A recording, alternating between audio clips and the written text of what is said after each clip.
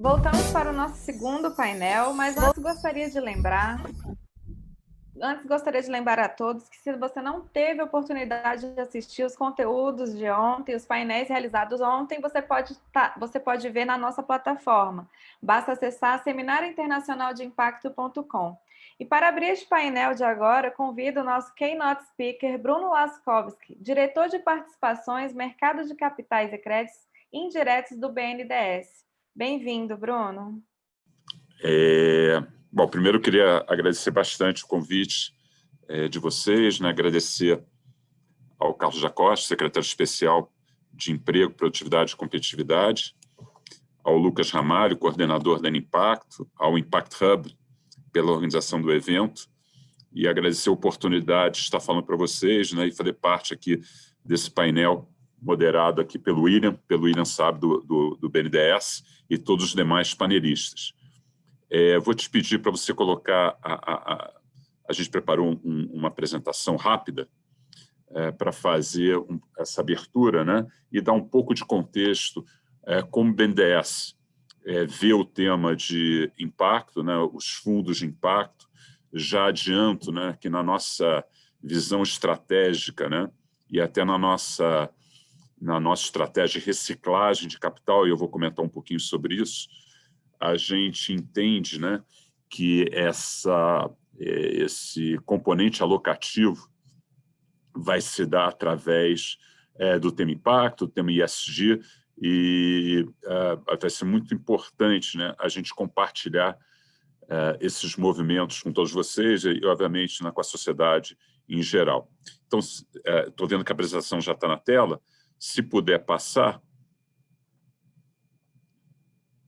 e, por favor, me avisem um pouco o tempo, e aí a gente organiza em função também, né, das demandas em termos de perguntas. Mas, muito rapidamente, só para dar um pouco de contexto, né, falar um pouquinho do banco. Bom, o BNDES todos conhecem, um banco de desenvolvimento importantíssimo, esse S no final, né, que a gente conhece como S de social, mas eu diria que é o S da sustentabilidade também.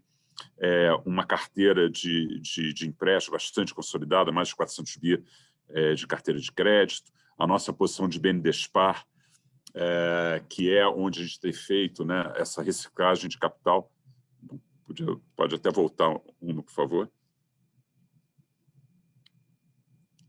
Hoje é uma carteira em torno... Não, acho que é para voltar. Acho que está indo para frente.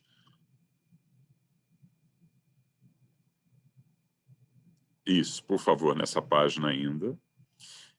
A carteira da BNDESPAR, só para dar uma dimensão para vocês, ano passado, no início de 2019, era uma carteira em torno de 125 bilhões. Hoje, essa carteira ela já está em torno de 80 bilhões. A gente já fez alguma coisa perto de 48 bilhões de desinvestimentos de posições maduras, onde nós entendemos, né, que o papel foi cumprido de uma forma bastante importante para o crescimento, robustecimento do mercado de capitais no Brasil, e agora está na hora de fazer esse processo de realocação. A gente vai falar um pouquinho sobre isso. Uma estrutura, né, de solidez do BNDES, enfim, absolutamente diferenciada, né? Nosso índice Basileia acima de 35%. Pode passar. Pode passar mais uma. E essa é a página que eu acho que mostra, né, um pouco do direcionamento estratégico que essa gestão está imprimindo ao banco. Então, é um banco, claro, como banco de fomento, desenvolvimento, é um banco de crédito.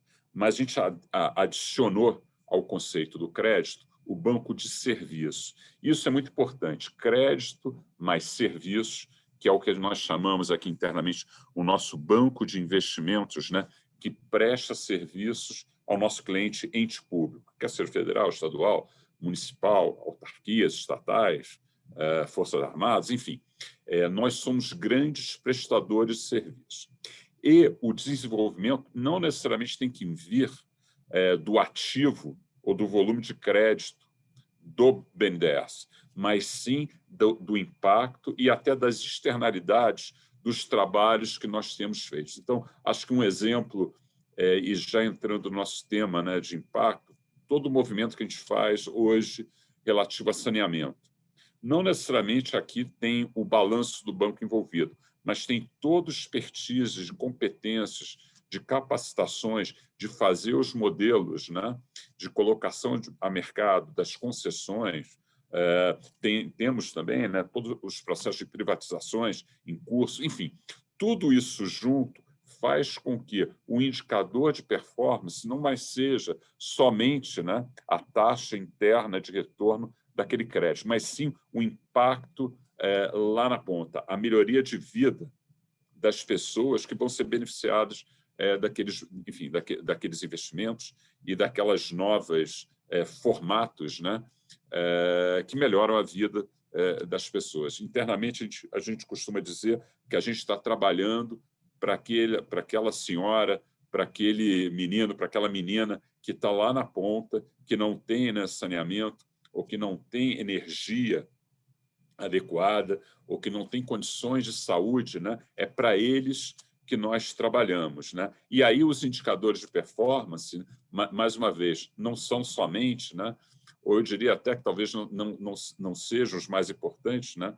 Que a taxa interna, toda a tecnicidade, né? Na hora que a gente faz um project finance ou uma estrutura de dívida, mas sim o impacto que a gente está gerando, quer seja o impacto ambiental, o impacto social, o impacto da melhora de governança e fundamentalmente, talvez o corolário disso seja o impacto na vida das pessoas. E são os KPIs, né, os indicadores de performance, que norteiam o nosso trabalho. Então, indo nessa linha, pode passar, por favor? A gente tem discutido internamente com todo o time, nosso time da BNDESPAR, a Daniela, né, que tem um trabalho grande há muitos anos sobre isso, o William, o Felipe Possato, enfim, todo um time, né? Como que a gente vai jogar o jogo, né?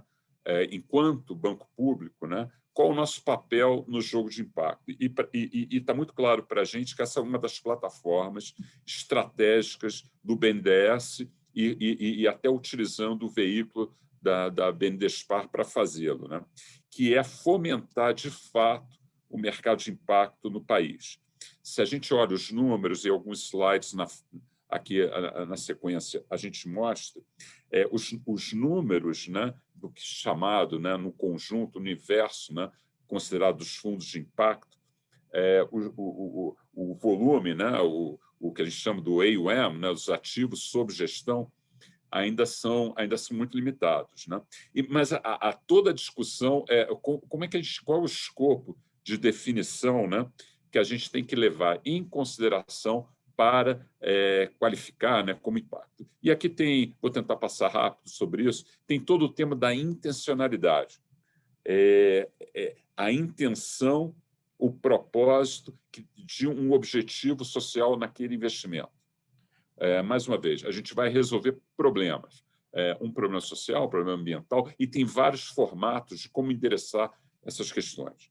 A atividade principal, ou seja, a gente está buscando, né, a gente identifica problemas e soluções. Essas soluções, né, vão ser traduzidas, né, em alguma iniciativa de tecnologia, em alguma iniciativa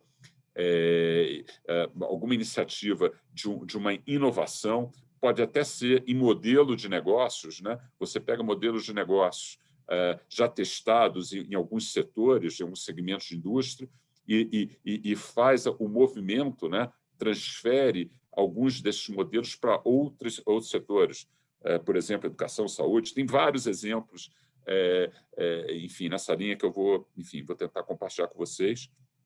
O próprio modelo de negócios e uma discussão central, como é que a gente faz a mensuração desse impacto, né? Então, normalmente, num processo de alocação, num fundo, a gente tem os indicadores clássicos, né, de retorno ajustado a risco, mas aqui também, né, qual é o componente nessa avaliação de retorno que nós vamos considerar do impacto de melhoria de vida, melhoria nas condições de saneamento, melhorias nas condições, né, nas pesquisas, por exemplo, né, dos rankings de educação. Como é que a gente faz o balanço entre essas várias coisas? Uma coisa é certa, né?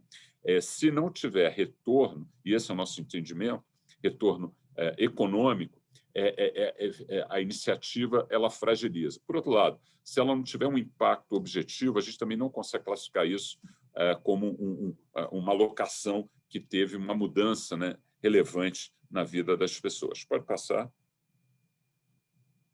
Acho que meu tempo já está, vou tentar fazer bem mais rápido, então.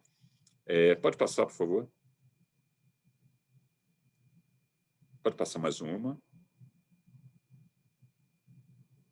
Bom, esse quadro, só para dar um pouco de contexto, até para na discussão do painel, né, a gente vê claramente, né, as diferenças, né, de tamanho relativo do grau de envolvimento, da maturidade do tema de impacto, né, do perfil do investidor global e Brasil. Você vê que ainda, no caso brasileiro, né, a gente ainda tem muita coisa, né, assim, entre bancos de desenvolvimento, entre gestores for profit, né, com uma visão onde ainda muito menor do que no cenário global. Pode passar.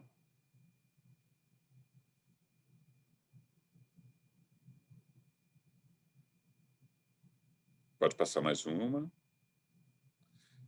Pode passar. Vale a pena comentar que, no caso brasileiro, em termos, né, de alocação, é uma alocação muito mais de equity, né, uma alocação de investimento na própria companhia e menos de dívida. No BNDES, a gente, aqui na BNDESPar, a gente está fazendo alguns instrumentos, né, lançamos mais de 4 bi de fundos de direitos creditórios, FDICs, né? Então, a gente está olhando com muito cuidado e muita profundidade o tema de dívida para também viabilizar as operações de impacto.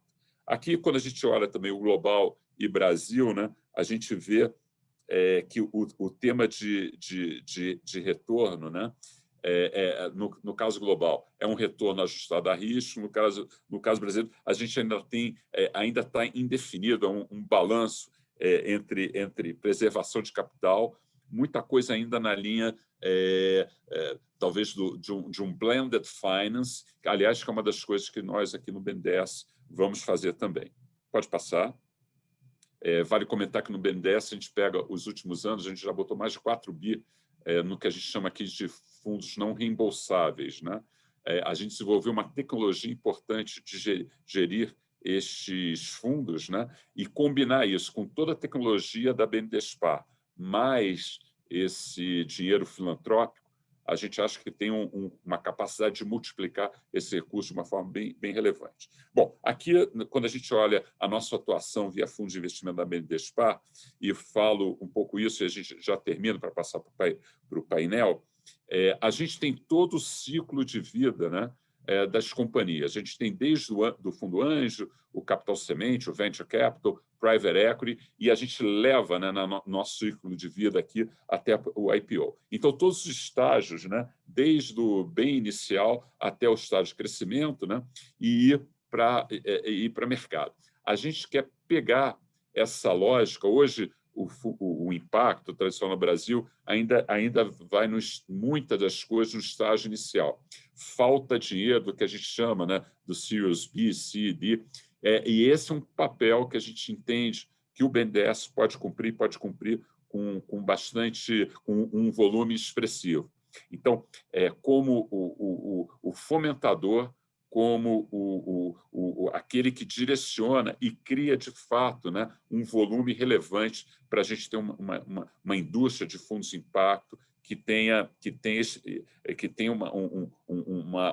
uma expressão relevante e mude de verdade a vida das pessoas e o ambiente que nós vivemos. Pode passar.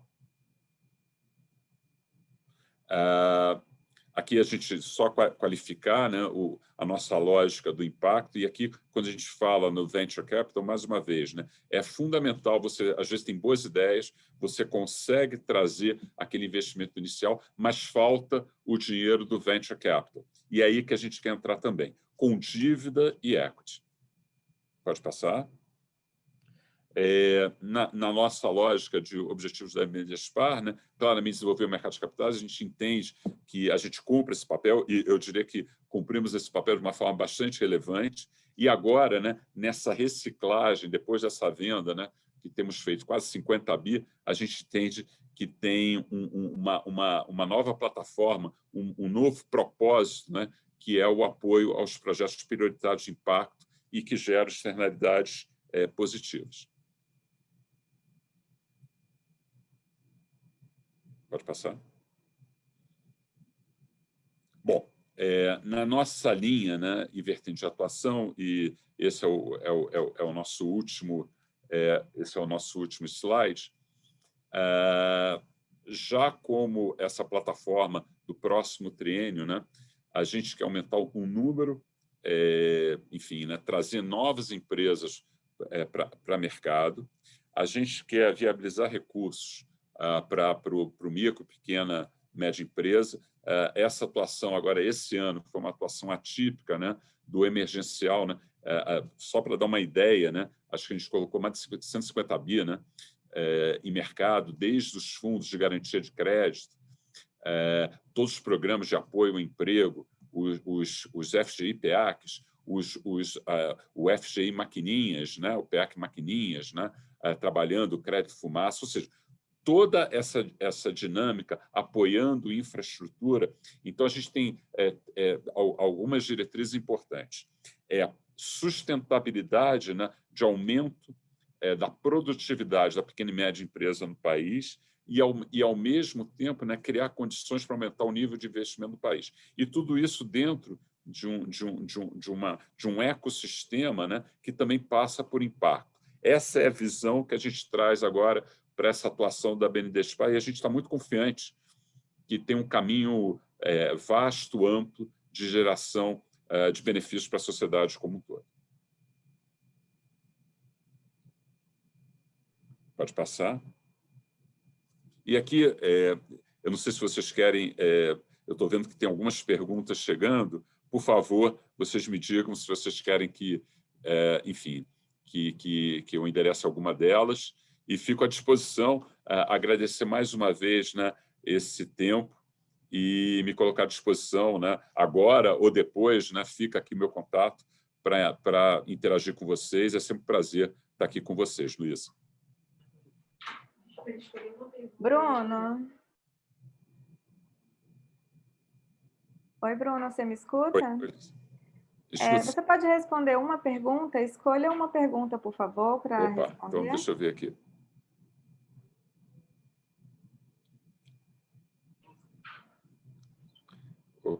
Todos tiveram perguntas. Bruno Sobrinho, que utiliza um político de crédito para negócio de impacto, um político para micro e pequena empresa.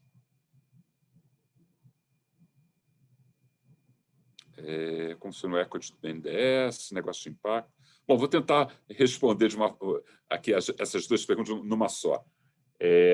Olha, a gente tem uma carteira hoje perto de 80 bi, conforme eu tinha comentado, né? A gente já fez uma reciclagem do nosso capital, a gente está saindo de posições bastante maduras, tais quais Petrobras, Vale, fizemos uma operação agora bastante importante, né? De Suzano, enfim.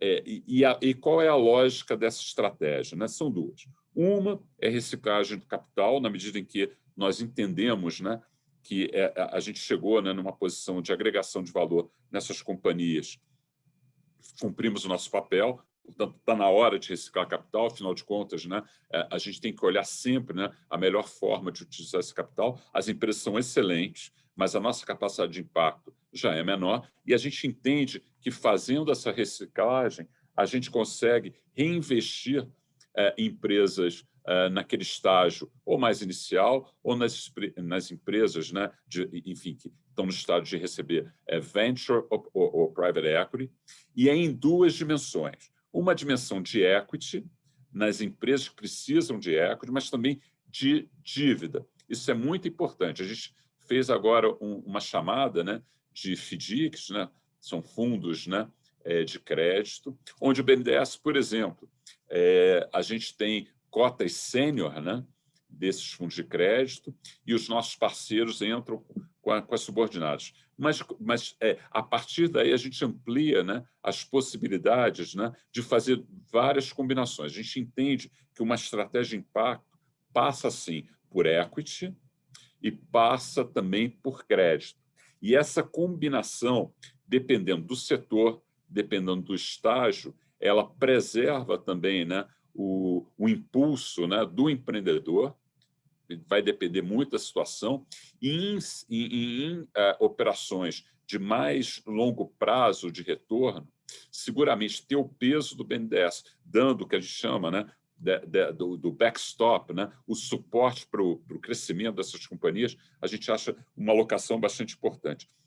Termino dizendo que a gente já fez aqui a chamada, né, para o nosso BNDES Garage, que eu entendo que é uma das grandes iniciativas de impacto, né, aí capitaneada pelo time aqui, enfim, da Daniela, do Borsato, várias pessoas aqui, peço desculpas se não falei o nome de todos, mas várias pessoas aqui do banco trabalhando nessa iniciativa. Vai ser uma iniciativa de muito peso, onde a gente investe um recurso importante, quer seja financeiro, de tempo e de capital humano, e a gente entende, né, essa próxima edição, a gente vai focar em impacto, educação, saúde, e-gov, inovação, tecnologia, e a gente entende que isso aqui gera múltiplos bastante relevantes ao longo do tempo. Essa é uma iniciativa que não é uma iniciativa isolada, ela está dentro do contexto da direção estratégica do BNDES atuar fortemente em impacto.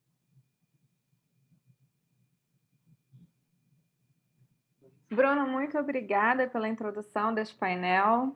Obrigada pela participação. Agora eu convido o nosso moderador, William Saab, do BNDES, para a condução do segundo painel com o tema Mecanismos Financeiros para a Retomada Econômica, com os convidados Ana Carolina Veloso Goulart Salarini, da CVM, Marco Gorini, da Blend Lab, Mauro Odo, do IPEA, e Matheus Carvalho, do Ministério da Economia.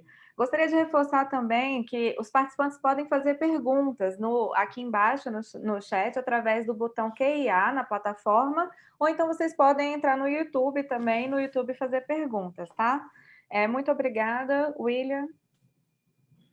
Bem, bom dia para todos. Primeiro, eu queria agradecer ao convite para moderar esse painel, parabenizar por esse importante seminário, né, organizado pela Inimpact, e aí homenageio o Lucas Maciel aqui presente, e também o pessoal da Impact Hub, né, que está organizando o evento. Trata-se realmente de um intercâmbio muito importante no mundo dos negócios de impacto.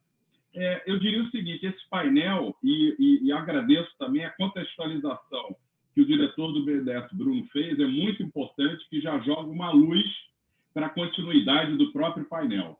Esse painel ele tem um título instigante e, eu diria, muito desafiador, né? Mecanismos financeiros para a retomada econômica.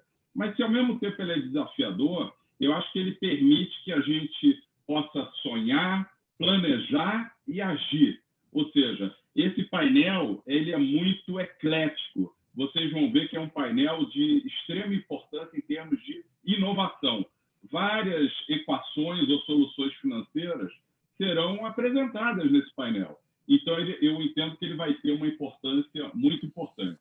Esse painel também vai tratar, de certa maneira, da participação de vários atores do ecossistema de impacto, né?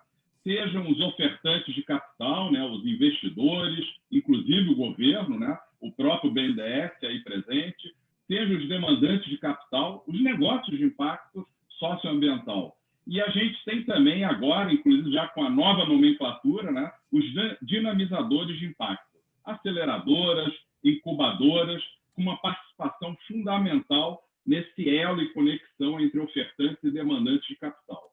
E, evidentemente, quando a gente fala desses mecanismos financeiros, é importante que a gente atente que eles devem estimular, em última ponta, vamos dizer assim, a demanda agregada. É isso que a gente quer. A gente quer que haja realmente um maior estímulo à demanda agregada, mas que preserve sempre a questão da sustentabilidade. Em que dimensões? A dimensão social, a dimensão econômica, a dimensão ambiental e a dimensão científico-tecnológica. É um crescimento e um desenvolvimento sustentável. Eu acho que isso é uma mensagem extremamente importante. E, claro, gerando renda e emprego. É o que todos queremos em nosso país.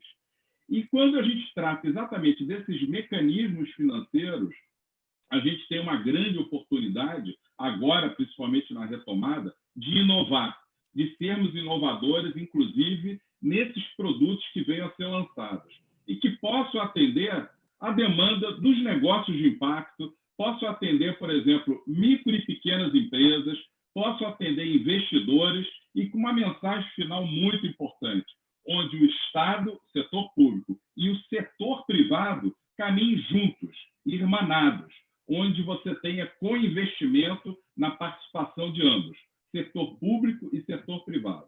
E nesse contexto, até antes de passar para os nossos painelistas, e o diretor do BNDES, diretor Bruno do BNDES já comentou um pouco, eu acho que vale a pena aqui fazer só uma breve fala.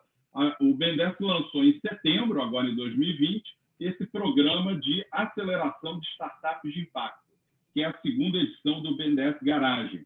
Estamos agora na fase de avaliação e seleção da aceleradora. Esperamos que em janeiro, agora em 21, já tenhamos aí o resultado final, né, da aceleradora que vai tocar esse programa. É um programa inédito. Por quê? Porque vai ocorrer dentro do BNDES. Entendemos que o BNDES deve abrigar esse importante programa de aceleração.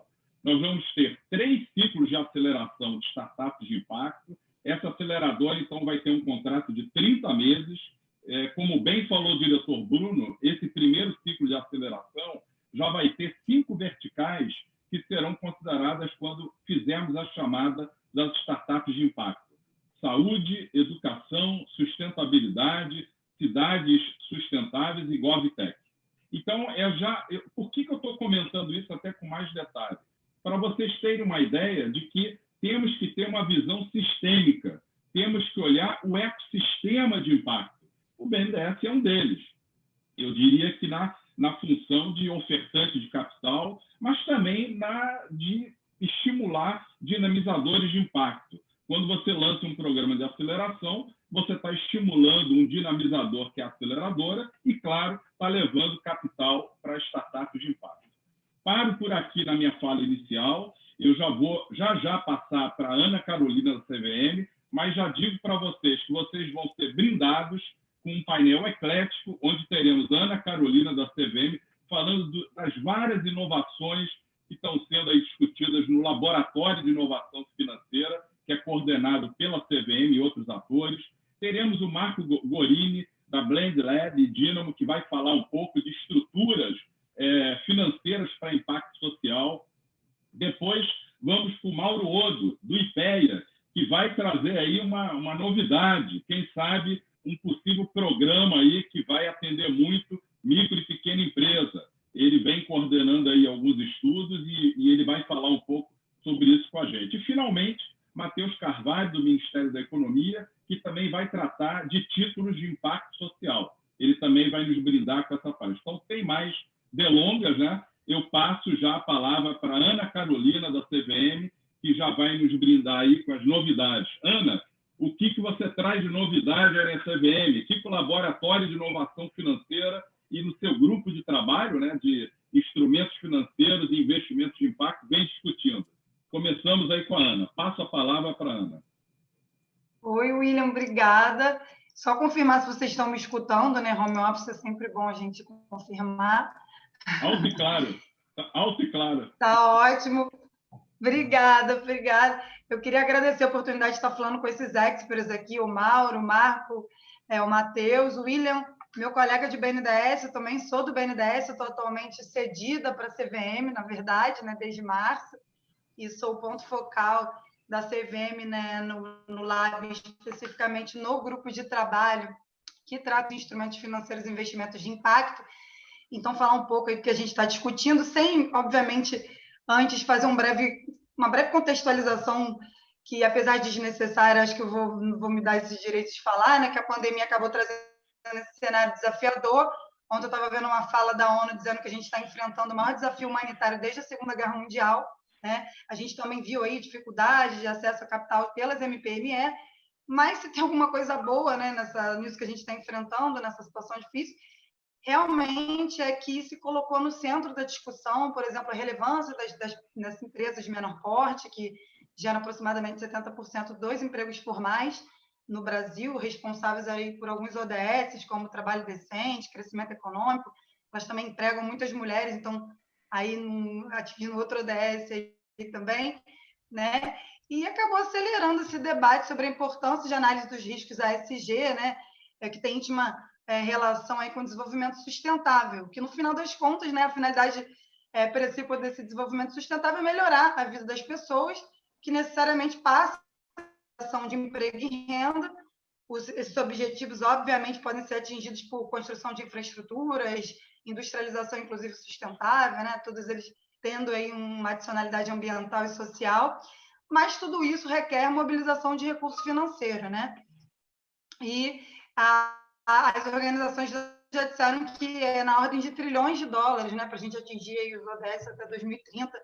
E, obviamente, a gente tem uma escassez de recursos públicos necessários, né, para a gente cumprir aí todas as nossas necessidades, né, atingir tudo isso. E a gente, obviamente, conta com financiamento privado em projetos dessa seara, também, né, o capital filantrópico também, obviamente. O que se revela até uma oportunidade para os investidores. Falando um pouco até dessa questão dos investidores, a CVM já começou, inclusive, na atuação de educação do investidor, que é um dos mandatos da CVM. Aí a gente passou a endereçar essa questão de educar o investidor para negócios, né, de impacto, para eles começarem a entender, né, os seus investimentos, levando em conta também questões ASG na escolha. A gente lançou na World Investor Week, em outubro, aí, o CVM Sustentável, voltado para o investidor pessoa física. Então, já é um passo aí que acho que a casa dá também nesse, né, acho que é a primeira vez, inclusive, que ela fala formalmente nesse tema, assim, dentro da CVM. E aí a gente tem esse papel de articulador na CVM, a gente tem uma atuação ali de mantenedor de das entidades mantenedoras do Laboratório de Inovação Financeira, que tem uma atuação complementar à da N Impacto, do qual a CVM também participa. Né? A CVM acaba tendo esse papel de articular os principais atores de mercado para fomentar a discussão de finanças sustentáveis e inovação financeira. Dado a pandemia, né, a gente tinha essa diretriz de mantenedores de trazer para a discussão mecanismos, instrumentos inovadores para lidar com a retomada econômica, e fazendo aí algumas entrevistas com vários atores do mercado, agentes de capacitação, o próprio BNDES foi escutado, outros bancos de desenvolvimento, mercado de capitais, gestores, a gente ouviu assim, bastante gente, e que não era essa discussão, né, de instrumentos para a retomada, não era uma coisa top-down, né? Não era uma coisa dos articuladores, né, do BID, CVM, a BDE, GIS, quererem impor a pauta. A pauta também foi trazida pelos próprios atores do mercado como uma pauta a ser endereçada. Então, nesse novo ciclo de trabalho do Lab, né, especificamente aqui falando do grupo de trabalho de instrumentos financeiros e investimentos de impacto, a gente vai lidar com 3 temas que a gente viu que eram muito relevantes no sistema financeiro, e aí diversidade é um aspecto bem amplo, incluindo gênero, raça e outras questões também. A inovação financeira para acesso de capital, MPME, também vai ser uma linha aí de trabalho que a gente vai fazer no Lab. E Blended Finance, né, que aí é um conceito vocacionado, eu acho, para desengargalar investimentos de impacto. Falando um pouco bem sucintamente sobre diversidade, né, a gente entende, a CVM, como todos sabem, tem esse mandato de desenvolvimento de mercado de capitais, né, e a gente acha que fomentar a diversidade desenvolve o mercado, porque a gente torna ele mais competitivo, mais atrativo, incluindo para o capital externo. A gente entende que essa questão da diversidade ela não passa só pela questão da justiça social, mas tem, né, mais de 2.000 estudos apontam aí para eficiência e retorno financeiro de projetos e empresas que endereçam essa questão. Então, a gente achou que a gente deveria desenvolver aí um subgrupo só para tratar dessas questões, e a gente está tendo uma resposta muito positiva, com muito interesse dos diversos atores públicos e mercados no desenvolvimento desse tema. Não só focando em como você aumenta, né, a diversidade, mas também em instrumentos que você pode usar financeiros para endereçar a diversidade, né? Inovação financeira para acesso de capital e PME, a gente primeiro vai tentar disseminar o conhecimento sobre os instrumentos financeiros inovadores, e a CVM ela tem esse olhar de entender instrumentos financeiros inovadores não só como instrumentos inéditos, mas novos usos a instrumentos que já existem, né? A gente bate muito nessa tecla de que dá para fazer muito com o que já é regulamentado pela CVM. Inclusive, usando o FDICs e crowdfunding. O crowdfunding, inclusive, recentemente foi usado pelo Badesul, né? Que foi a primeira iniciativa bem-sucedida aí de um crowdfunding sendo utilizado por uma instituição de fomento. Foi super bem-sucedido, os resultados vão ser publicados nas próximas semanas, meses, eu acho que até dezembro, talvez. A gente também, por conta da pandemia, a gente acabou, não chegou a ser uma inovação, né? Mas o crowdfunding, como todo mundo sabe, ele é muito difundido via equity, só que a gente viu que acabou minguando o crowdfunding via equity na pandemia, devido ao aumento do risco. Então, o grupo se juntou para liberar aí um modelo, né, que poderia ser usado no mercado de contrato coletivo de dívida não conversível, então via débito, né, para servir de instrumento de captação para essas empresas de menor porte, né, para ser uma forma delas conseguirem acessar capital no meio da pandemia. E, por fim, estruturas de blended finance, que até o Marcos Gorini está lá com a gente, um dos coordenadores de referência no grupo, discutir os instrumentos de blend, né, convergindo em capital público, privado e filantrópico. A gente sentiu que há uma necessidade de nivelamento do conhecimento sobre esse tema, né, utilização de frameworks, convergir ali no framework para utilizar.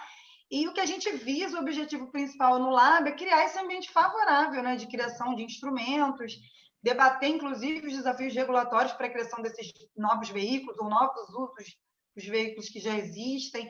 A CVM é muito aberta, inclusive o próprio sandbox regulatório, que é esse ambiente regulatório experimental. A gente, inclusive, está na fase de admissão de participantes agora, que começou em novembro.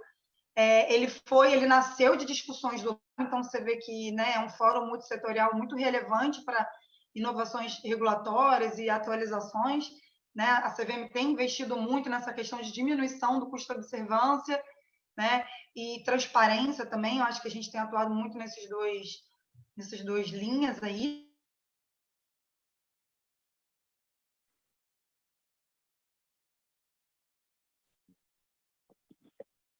Você ficou no mudo.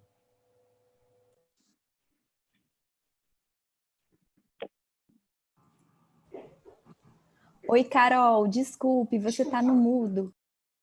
Ih, ficou no mudo? Você parou em algum lugar? Quando eu falei do sandbox.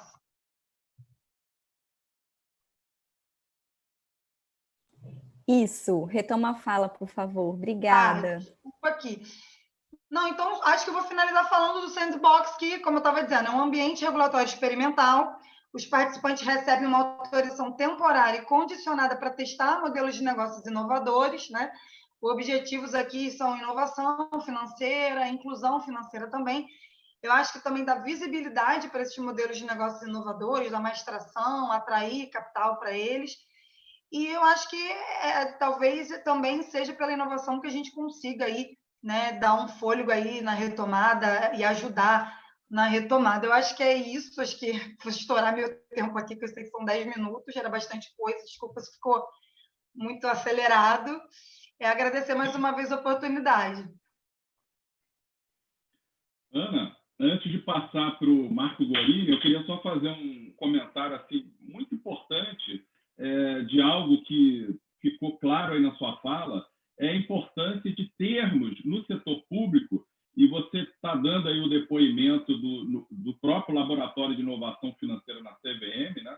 Que tem a CVM, a BDE, BID, GIZ, e, na verdade, a gente está falando de algo muito importante, de você ter no setor público um sandbox, de você ter um laboratório para experimentar inovações, seja no mercado financeiro, no mercado de capitais, termos instrumentos financeiros que tragam inovação, não só à gestão, mas também produtos que possam aí ter uma grande eficácia em termos de impacto na própria retomada econômica, né? Então, eu acho que isso é uma mensagem que você trouxe muito importante.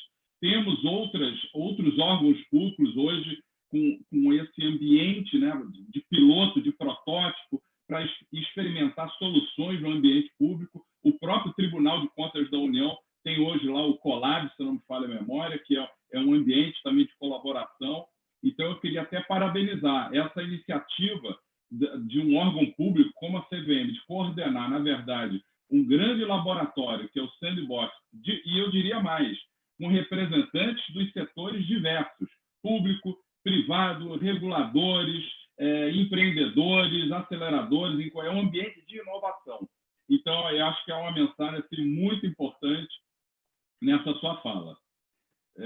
Você quer fazer algum comentário? Senão, já passo aí para o Marco Gorini e até já faço aí uma provocação para o Marco Gorini a partir da fala da Ana. Ela falou do Blended Finance. E eu sei que o Marco Gorini vai trazer.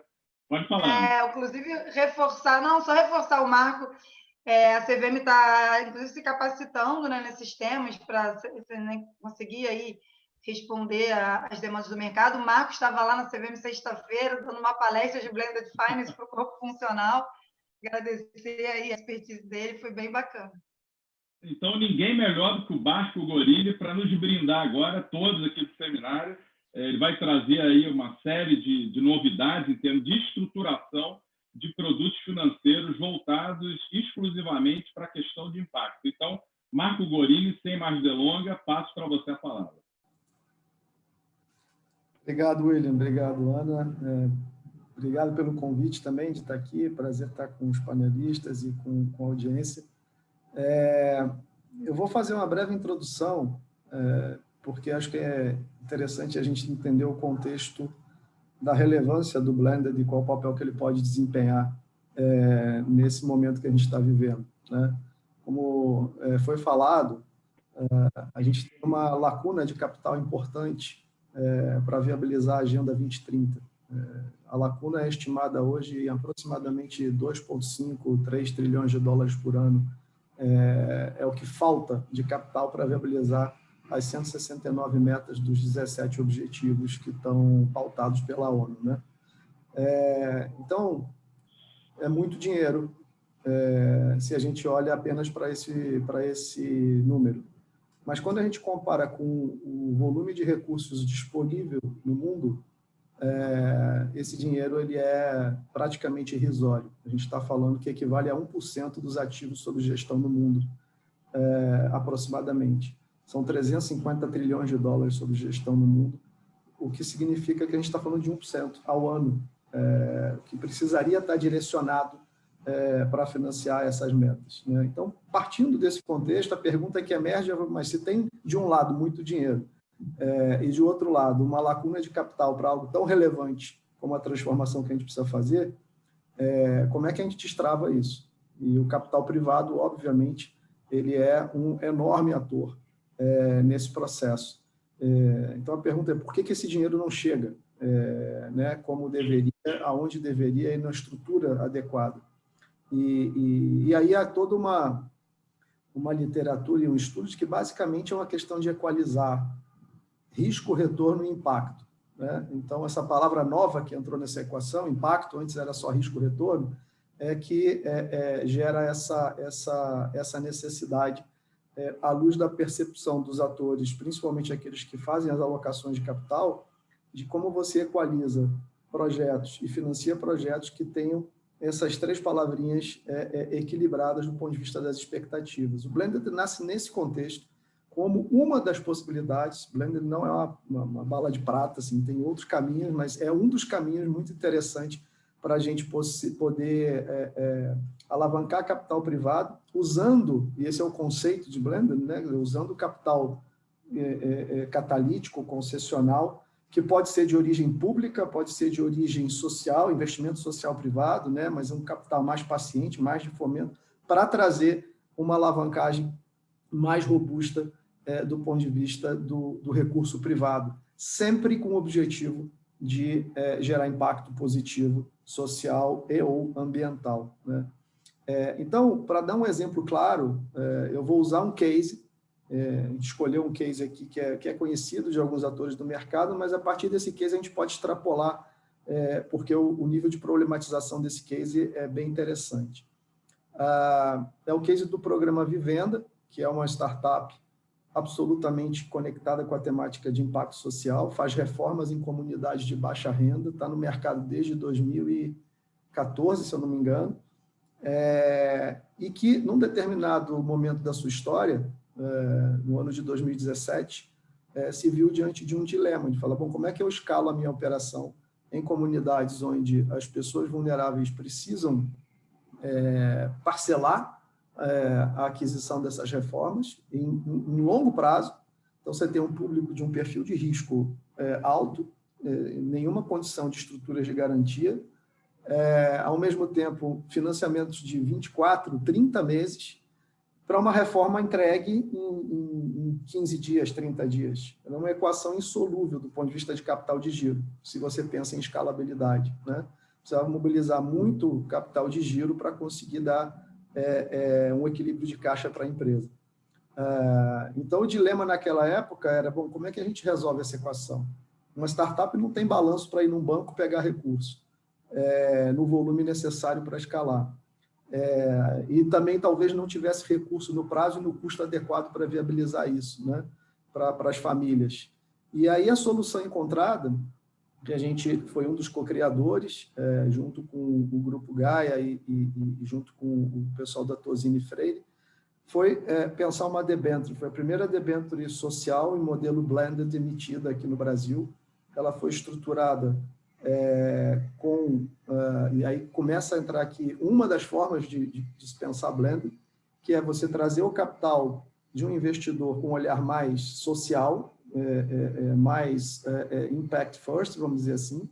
No caso, aqui a gente fez uma debênture em duas emissões de cotas, né, uma subordinada e uma outra sênior, 40% subordinada, 60% sênior. A 40%, por que 40%, por que não 30%? Foi a nossa sensibilidade naquele momento, que era o colchão vamos dizer assim, de risco, que precisava ser coberto para atrair os 60% dos investidores que entraram na sênior, que foram todos investidores. A distribuição foi feita no Private Bank do Itaú para os seus investidores do Private Bank, né? Então, veja, a gente está falando de investidores muito tradicionais, de um Private Bank, de um banco top no Brasil, que entraram numa operação para financiar famílias de baixa renda em crédito de longo prazo, porque houve uma mitigação de risco numa estrutura de subordinação dentro dessa debênture.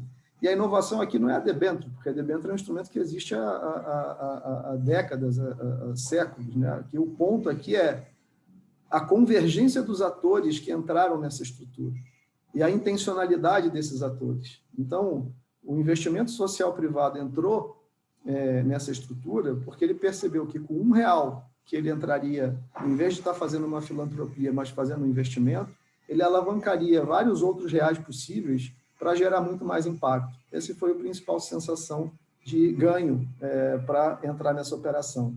E o investidor mais tradicional na cota sênior, ele entrou porque ele percebeu que tinha uma oportunidade dele fazer um bem. Então, vários investidores hoje querem, sim, entrar em estruturas que gerem impacto, mas temem o risco originado por esses ativos.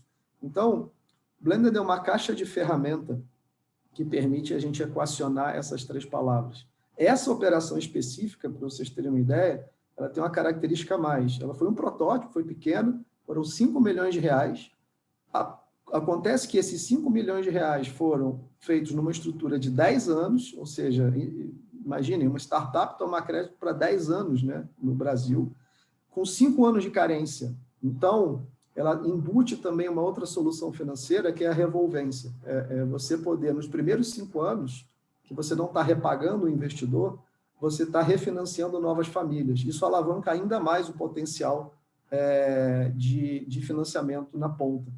Então, esses 5 milhões se transformam, no final do dia, num potencial de gerar aproximadamente 35 milhões de venda ao longo desses 10 anos. Então, vejam a capacidade que 2 milhões destravados no investimento social privado origina como potencial de múltiplo econômico, com uma enorme geração de renda na comunidade, porque o Vivenda contrata pedreiros na comunidade e compra material na comunidade.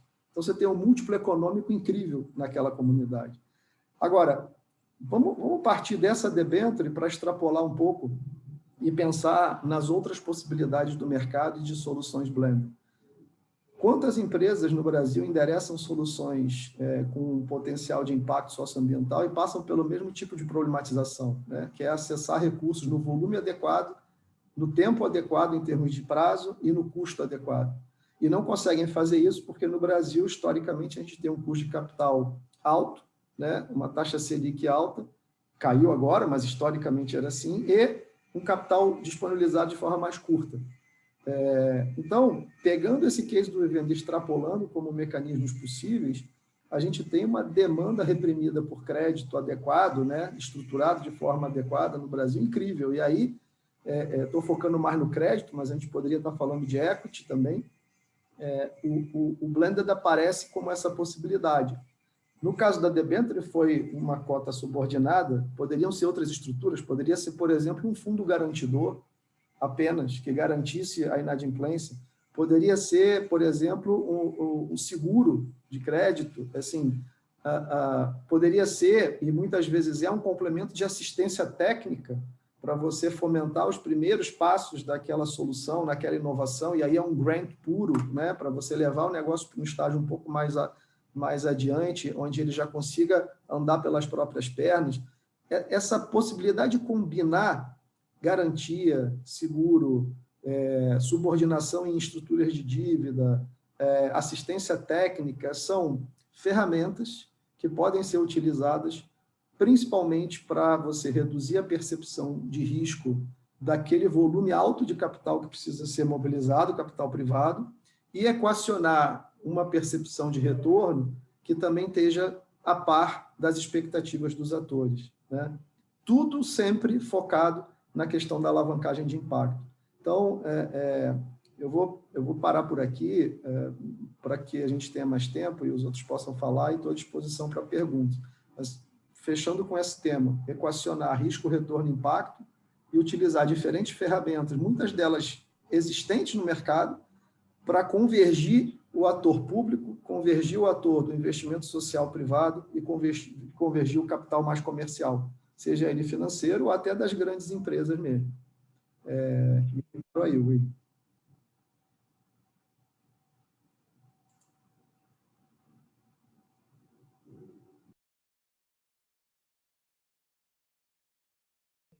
William, você nos escuta? William? Está no mudo.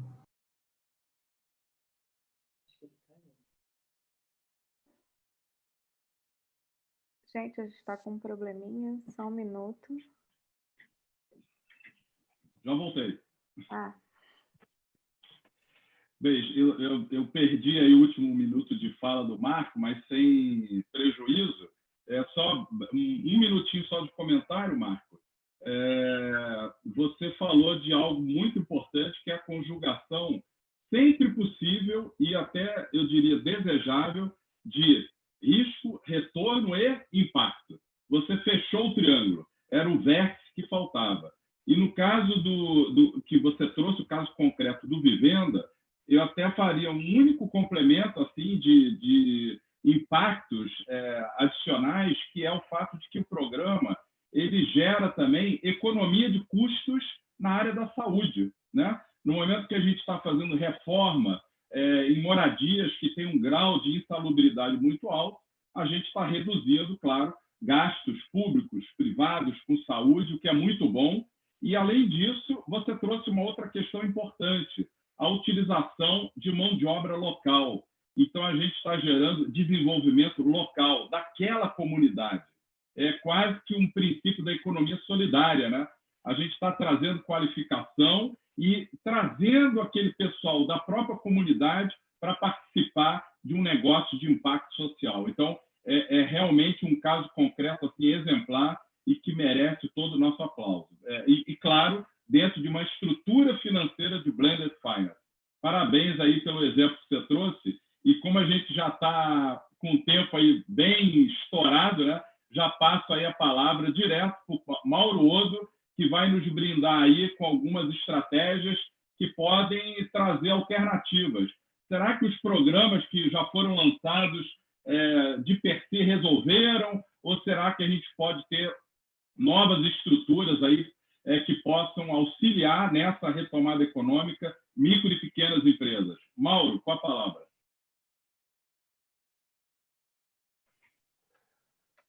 Ouvem-me? Sim, alto e claro. Beleza. Bom, William, brigadíssimo. Queria primeiro agradecer aí ao pessoal do Dando Impacto aí pelo convite, né?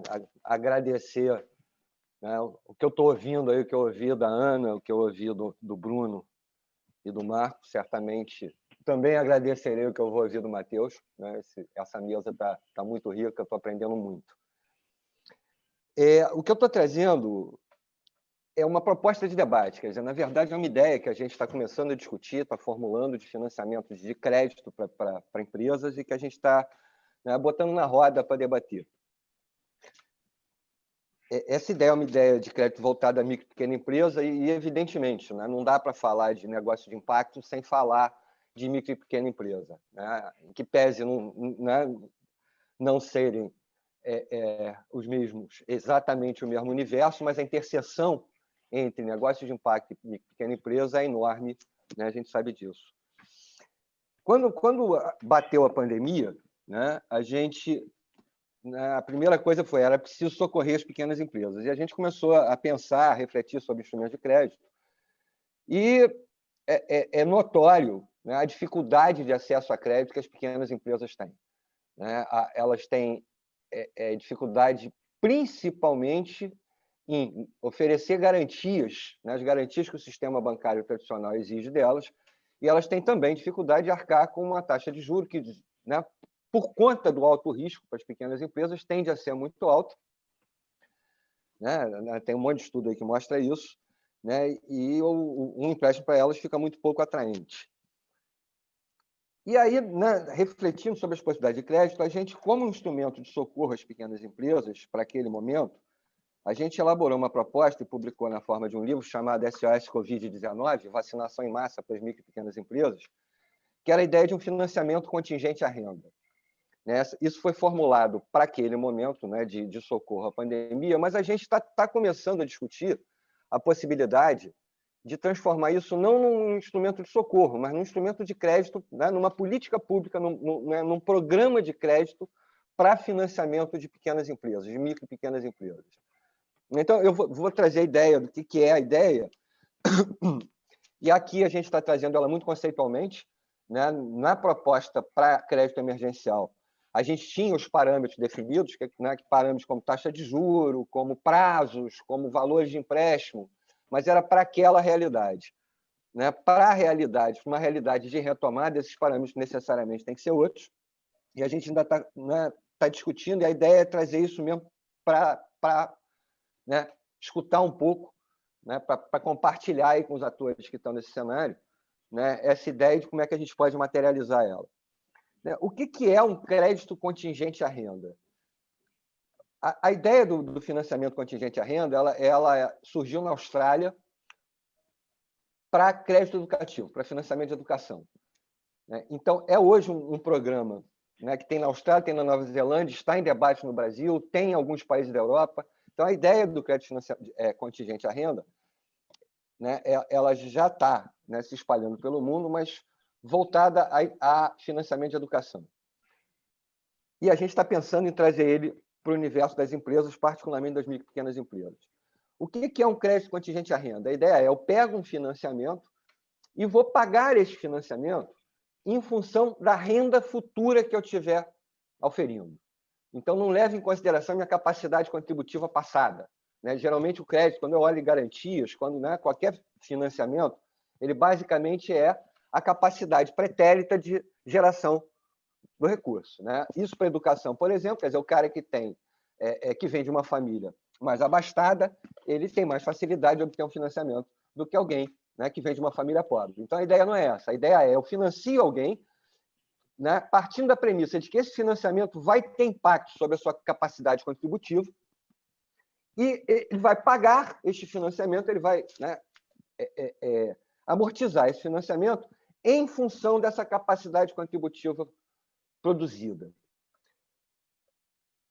Então, o que a gente está propondo? É financiar micro e pequenas empresas e elas pagarão isso no futuro em função do seu faturamento. Nesse programa que a gente propôs emergencial, e eu acho que, né, esse parâmetro pode ser razoável, a empresa pagaria 5% do seu faturamento bruto descontado da folha de pagamento. Então, você pega o faturamento bruto, tira a folha de pagamento, paga 5% que sobrar. Isso, né? Se eu estou descontando a folha de pagamento, na verdade, eu também estou dando um estímulo, né, algum enforcement para a geração de emprego. E como é que seria esse pagamento? Esse pagamento, a ideia, a proposta é que ele seria através de uma CID, de um imposto, de uma contribuição sobre intervenção de domínio econômico. É uma modalidade de imposto incluída na Constituição.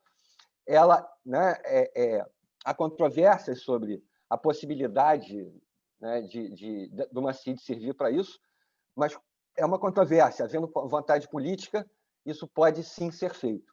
Uma CID é criada por lei ordinária. Então, o fato gerador seria você recorrer ao empréstimo. A partir do momento que você recorre ao empréstimo, você tem um prazo de amortização e você paga esse imposto, você paga esse empréstimo depois como um tributo. Você vai pagar no teu conjunto de tributos, você vai pagar 5% do seu faturamento menos folha. E vai pagando até você quitar a dívida. Se você fatura muito, você quita rápido. Se você fatura pouco, você vai demorar mais a pagar esse empréstimo. No momento em que isso vira uma obrigação tributária, deixa de ser uma obrigação de crédito, né, acaba a questão da inadimplência. Né? Um não pagamento ele não é inadimplência, ele é sonegação. E ele é tratado juridicamente de uma outra maneira. Então, o risco, né, de não retorno ele é muito baixo. A empresa não tem como se furtar esse pagamento, a não ser que ela quebre. Né? As possibilidades de evasão disso, quer dizer, o cara pode manter a firma dele operante e abre uma outra. Isso é possível? É possível. Né? Mas isso acontece com simples, por exemplo. Então, a Receita Federal ela já tem os instrumentos de controle, né, para minimizar esse tipo de problema. Ele existe, mas ele é minimizado, né, pelo sistema de arrecadação tributária. Então, a ideia é o Tesouro repassaria esse dinheiro para um operador, e aí eu vou falar no operador agora, o crédito seria concedido, a Receita arrecada e devolve esse dinheiro para o Tesouro e ele quita a relação dele com o operador. Então, essa seria a operacionalização do produto. Né? E qual seria a destinação desse recurso? A grande questão da micro e pequena empresa no Brasil ela é produtividade. A produtividade média das nossas micro e pequenas empresas é muito, mas muito baixa em termos comparativos internacionais. Rapidamente, só para dar uma ideia, enquanto na Alemanha uma micro e pequena empresa tem uma produtividade média de 70% de uma grande empresa, no Brasil, uma microempresa tem uma produtividade média de 10% de uma grande empresa. E aí isso esbarra, e a gente está falando, né, já usou aqui algumas vezes a palavra inovação, isso esbarra na ideia, né, do que se entende como inovação. Né? Quando se fala em inovação no Brasil, na cabeça da gente vem sempre, né, avanço de estado da arte, startup, empresa de ponta. Né? Eu costumo brincar dizendo assim, a gente pensa que inovação é plantar rabanete transgênico por controle remoto no lado oculto da Lua. Inovação, para uma pequena lanchonete, é, por exemplo, um palitador de batata. Né? Inovação para um armazém é passar a usar um Excel no seu controle. Né? Inovação, tanto por Oslo, Bogotá, Frascati, né, pelos manuais de inovação mundiais, inovação é qualquer processo novo que a empresa implanta. E a grande inovação, né, que essa massa de empresas que emprega mais de 50% da mão de obra formal do Brasil, que são as micro e pequenas empresas, a grande inovação que elas precisam é melhoria de processo, a inovação de processo. E aí a ideia de atrelar esse financiamento a um instrumento do tipo cartão BNDES, né, que, na minha interpretação, de juízo de valor, na minha opinião, foi um dos melhores instrumentos de financiamento de pequena empresa que esse país já viu, né? Ele é carimbado, então é um dinheiro que a empresa só pode usar para melhoria de processo, aquisição de bem de capital e serviço tecnológico, e ele é utilizado na aquisição desses produtos, né, do mercado brasileiro, de empresas nacionais. Então, ele entra na nossa cadeia de produção. Então, a ideia é esse dinheiro, né, esse empréstimo ser via cartão BNDES ou outro tipo de instrumento desse tipo, um cartão, por exemplo, que o BNB pode fazer também, né? Como o risco é muito baixo, a gente pode operar numa taxa de juros também muito baixa. Então, ele é um produto muito atraente né, de baixo risco para o tomador, porque é um juro baixo. E ele não tem risco de, né, ver sufocada a sua capacidade de pagamento, porque ele vai estar atrelado à sua capacidade futura de pagamento. E para o emprestador, ele é muito baixo, porque não há inadimplência, né? O que ele pode ter um alongamento de prazo, mas esse dinheiro ele vai receber, né? E com o juro que ele previu em função do risco envolvido. Então, a ideia é essa. E também atrelar isso, e aí até para que a capacidade contributiva possa surgir, né, encerrando, é atrelar isso a um palavrão aqui no Brasil, quando a gente fala em crédito, que é a contrapartida, né? Você não pode falar em contrapartida. Por que não? Se eu estou falando em dinheiro público, né, eu tenho que falar em contrapartida, né? Então, você pode, né, a ideia é atrelar isso a contrapartidas do tipo uma qualificação do empresário. O empresário, para acessar esse crédito, ele precisa se qualificar como gestão, que é um problema seríssimo do micro e pequeno empresário no Brasil. Você pode atrelar isso a um ganho de produtividade, você pode atrelar isso à geração de emprego, né? Então, você tem várias possibilidades de construção de contrapartidas, né? Basicamente é isso, né? Bati em cima dos meus 10 minutos. É uma coisa que a gente está trazendo para o debate e espera que, né, que a contribuição possa enriquecer isso. Obrigadíssimo. Estou aí à disposição. Obrigado, Mauro. Parabéns aí pela apresentação. Vou fazer só um rápido comentário, que a gente vai ter que encerrar esse painel 11h25. Aí já peço até, infelizmente, para o Matheus tentar reduzir um pouco, mas só 3 comentários assim, de coisas que você trouxe muito importantes. Primeiro, você trouxe a modelagem de um programa que tem uma correlação com a própria capacidade contributiva do tomador do financiamento, ou seja, ele é cíclico. É uma questão muito importante. Você trouxe outra coisa cara e muito necessária hoje na nossa economia, produtividade. Temos realmente que crescer muito ainda em produtividade, então acho que é uma mensagem também muito importante que você trouxe da produtividade aí dos fatores de produção. E, finalmente, contrapartida. Condicionalidades, contrapartida, ou seja, o financiamento tem que ter realmente um colateral, uma contrapartida que dê uma dimensão importante ao próprio programa. Então, parabéns aí, Mauro, por essa inovação, né? Quem sabe a gente tem aí novidades mais à frente. E passo, então, a palavra imediatamente para o Matheus, para que no final a gente possa ter tempo de responder 1 ou 2 perguntas. Olá, tudo bom? Estão me ouvindo? Só para confirmar. Sim, alto tudo e claro. certinho. Obrigado, William. Inicialmente, eu queria agradecer a N Impacto, em nome do Lucas Ramalho, que fez o convite, a Impact Hub, e todos os palestrantes que estão aqui, trazendo tanta coisa valiosa para o debate. Eu mesmo estou aprendendo muito com vocês. Muito obrigado a Ana Carolina, Marco, Mauro, Odo, pelas palavras. É sempre bom estar cercado de pessoas que estão querendo pensar algo diferente e melhorar a gestão nesse período de tão escasso recurso, né? E na minha experiência, eu acho que vou fazer um pouco da minha vivência como gestor. Eu trabalho com essa política de qualificação há 6, 7 anos e sempre trabalhei com qualificação profissional. Comecei a trabalhar na época do Pronatec, que era uma época em que os recursos eram fartos. A gente pedia, fazia recurso não era uma questão, a gente fazia política e muitas vezes a qualidade não estava próxima do que era feito, do que poderia ter sido feito. No mundo Pronatec, existiam várias demandantes, que a gente chama, vários ministérios que faziam seus pedidos de cursos, e a maioria desses ministérios, pelo que foi avaliado depois por vários outros entes, conseguiam um índice de empregabilidade muito baixa. Ou seja, o recurso era utilizado e o emprego, que era o fim, da política não era alcançado.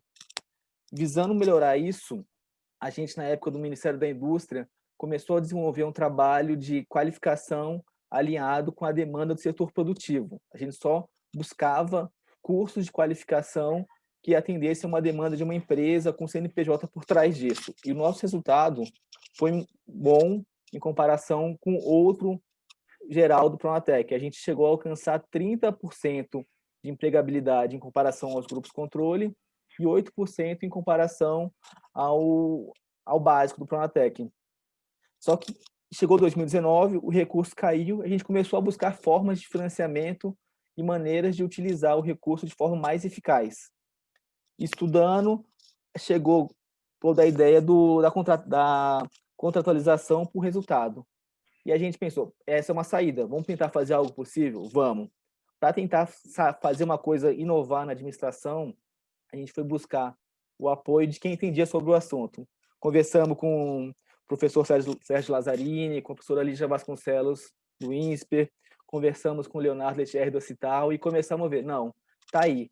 A gente pode desenhar um modelo de empregabilidade em que vamos pagar apenas com o resultado alcançado. Qual que é o nosso objetivo? Emprego. Então, vamos pagar o parceiro se ele conseguir uma meta de empregabilidade. E qual seria a meta? O 30% que a gente conseguiu no Pronatec. O que a gente pensou? A gente, como governo, cheio de amarras, nosso melhor case foi 30%. Então, vamos ver se a gente consegue arranjar alguma empresa que tope essa maluquice. Vamos ganhar apenas mediante o resultado.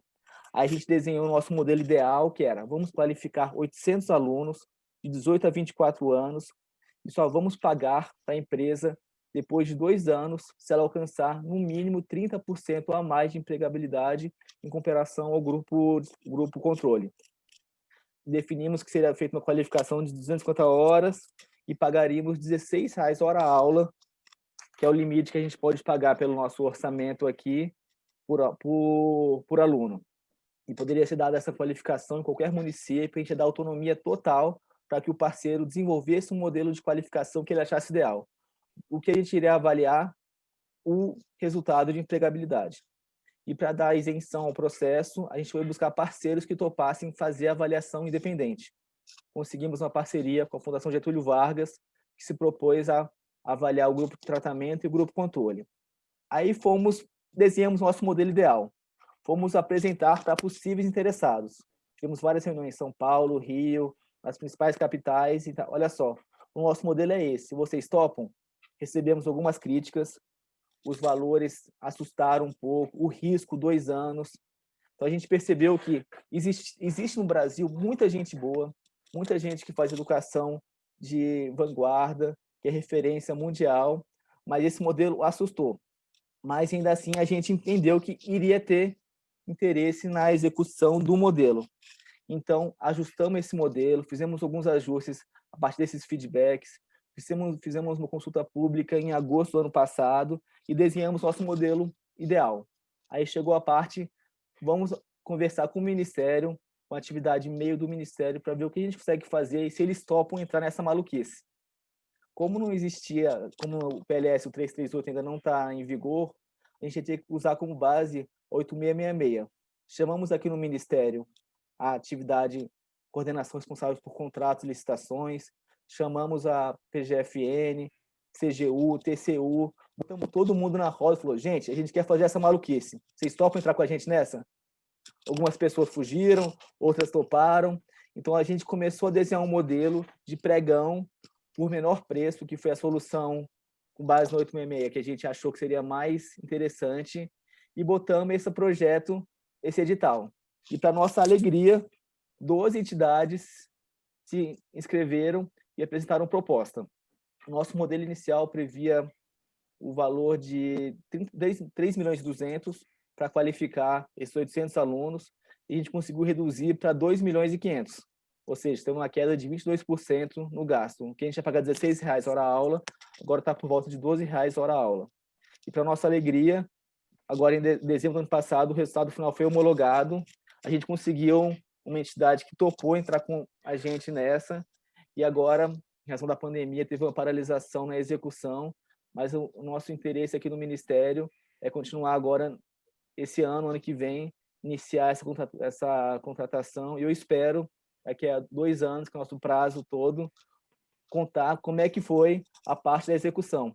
Mas só a parte da contratação dar certo, para a gente foi uma grande alegria e um grande desafio, que é trabalhar com os nossos mecanismos regulatórios, tentar fazer algo que fuja um pouco do usual que é feito na administração pública.